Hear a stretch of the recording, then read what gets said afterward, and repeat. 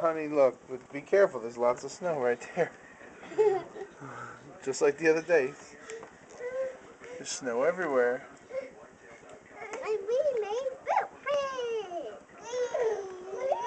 This is the snow out front of the house. It's never gonna get smaller.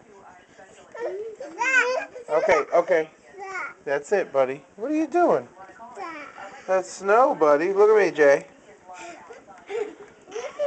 Brr. Olivia, get off the door. Whoa! And that's what I call her Olivia! Alright, great. Get out. Come on.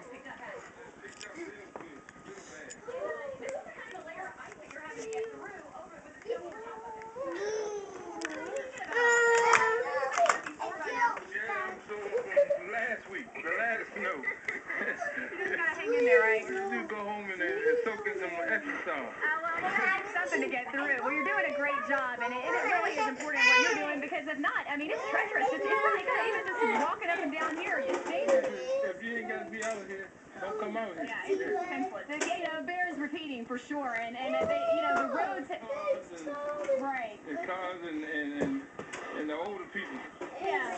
They really need help. Yeah, I mean, if you think about it, if you're older and perhaps if you have some balance issues anyway, and you're trying to maintain your footing out here, it's very difficult. And the visibility is another issue. We watch a complete deterioration of how far you can see out here. But on a positive, the plows are still out on the roads. We've still seen them outgoing this morning from the City Operations Center, and we also, unfortunately, seen some emergency response, and it's good that they're responding to that. Unfortunately, there still are emergency calls and people with medical needs who are calling in. I will say that the city reports they have responded to each and every call that has come in of an emergency nature, and they said that they were averaging about 600 to 700 a night since that first Friday night of the first blizzard of the